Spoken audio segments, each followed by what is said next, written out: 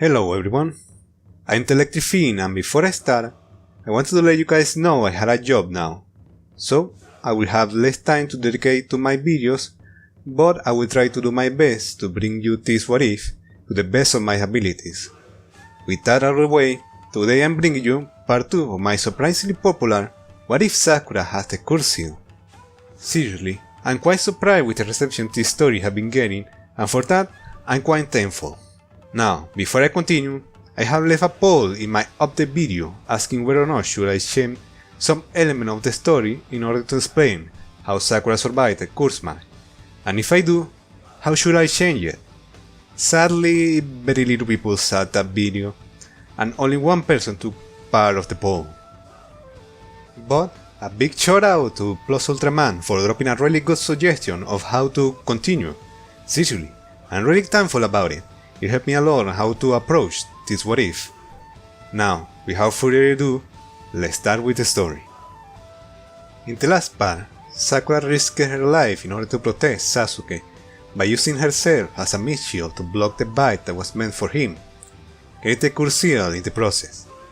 Later that day, unassisted Sasuke will do his best to fight off the Sound Ninja before getting the aid of Lee and eventually Team 10.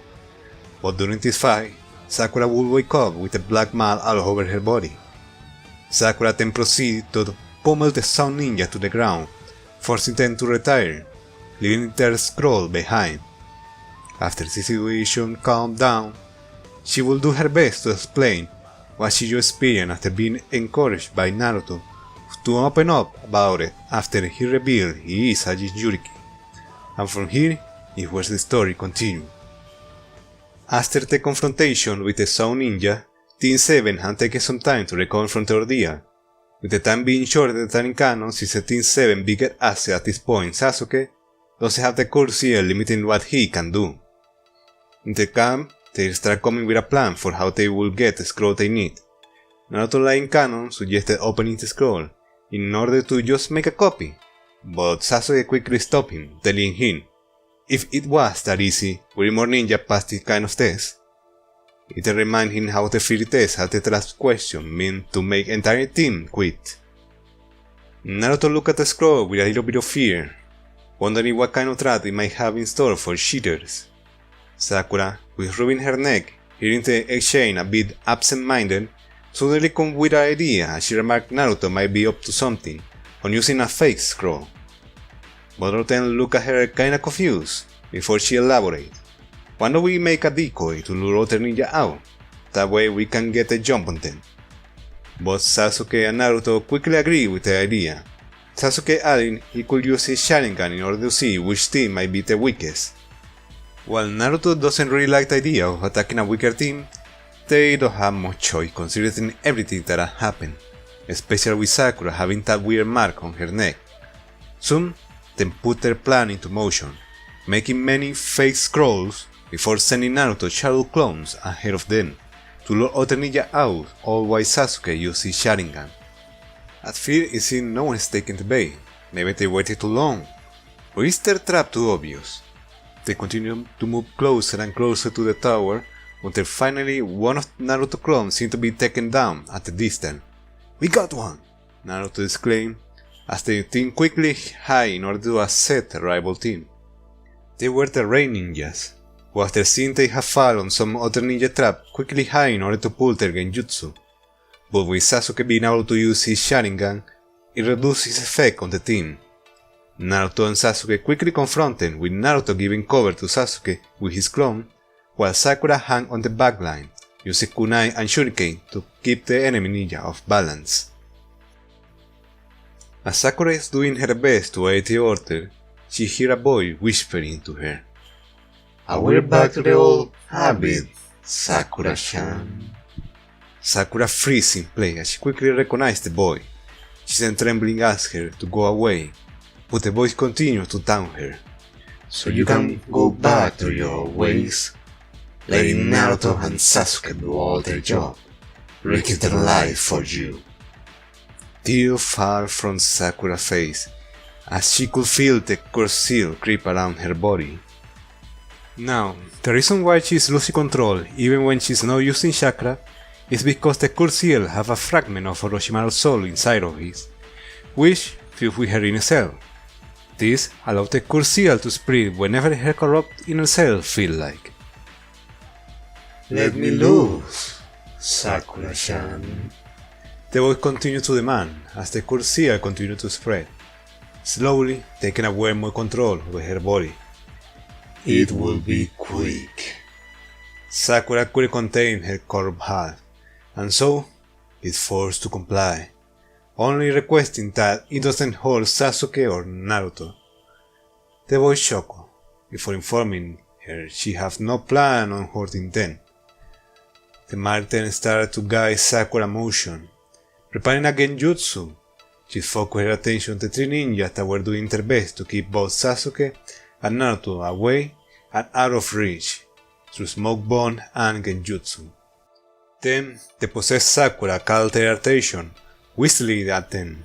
The Ren Trio eye focused on Sakura, who mocked them with a scroll. Unknowing of them, they just got caught on a genjutsu. Just as they were about to rush and attack her, they noticed a black mark covering half of Sakura's body, which started to spread and consume her body completely before taking the form of some snake-like demon. The demon then started flying toward the tree, laughing maniacally, taunting them and tormenting them before getting his hand on them. Back in the real world, it only had passed a couple of seconds since the whistle. Naruto and Sasuke looked back at Sakura, seeing how the curse mark had spread over her body. They quickly turned back so they could aid her, but her stopped dead on their track when they heard a terrific sound of snapping bone behind them along the shore or agonizing scream of the Rain Ninjas.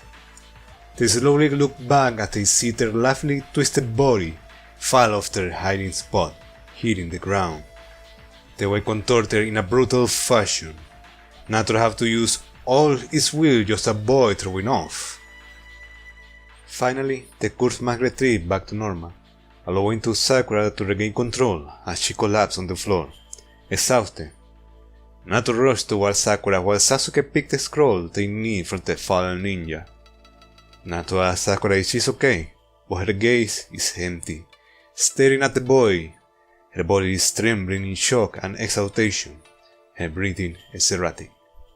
Naruto insisted, asking if she is okay, but then Sakura screamed in horror, hugging herself as the shock of what she just let happen overwhelmed her, crying and repeating herself, "It was my fault. It was my fault," over and over again. Naruto does his best to calm her down, at least enough for her to move, so they can head straight to the tower in order to get help that Sakura needs. Once in the tower, they open their scroll, and Iruka appears, who quickly noticed the shaken trio. He can see something went wrong on their test, and quickly go to get Kakashi. They tell their sensei and the Hokage all that happened and how the curse mark is affecting Sakura. Hiruzen ponders for the best course of action, since stopping the Chunin exam right now might show weakness toward the other nations.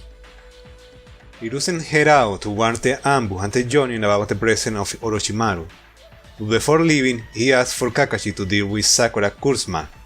Kakashi nods, and takes Sakura in order to start the preparation for the sealing procedure. Sakura gets her curse mark sealed, and since they arrive early, she is still able to take part of the third part of the test, which goes almost the same as canon.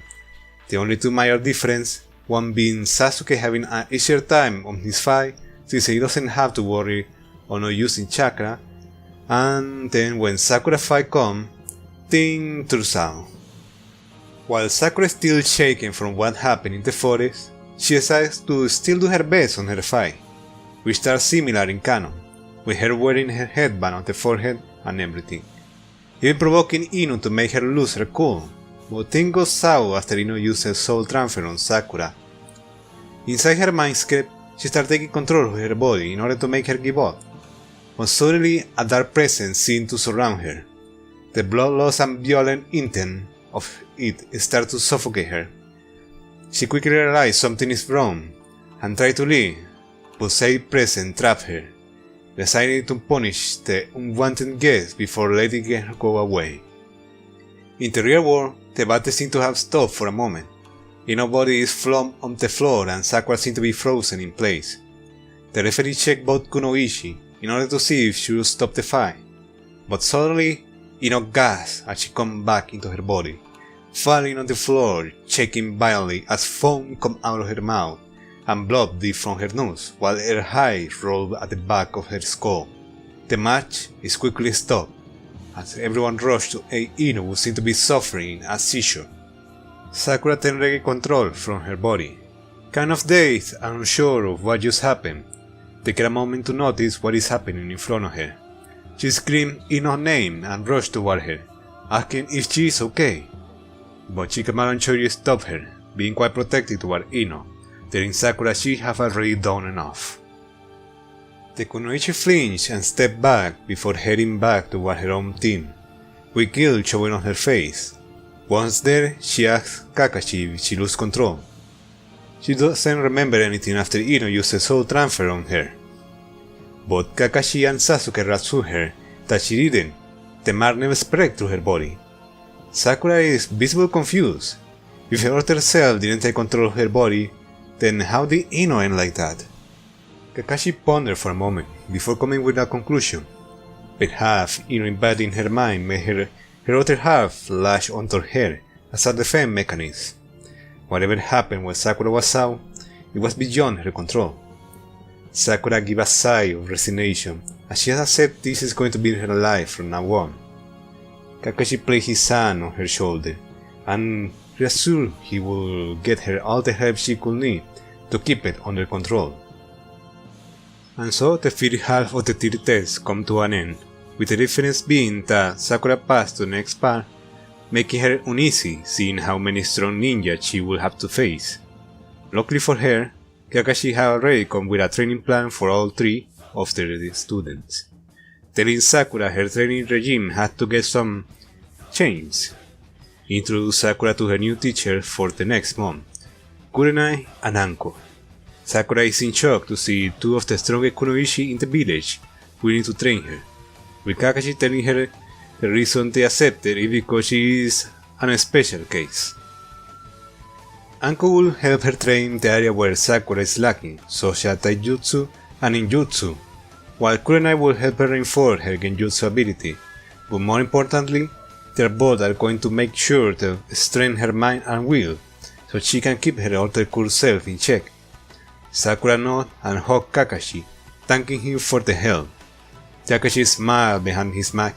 He then reassured her she's in good hands. Now, why would Kurenai accept on training Sakura, considering that Shino also passed the test?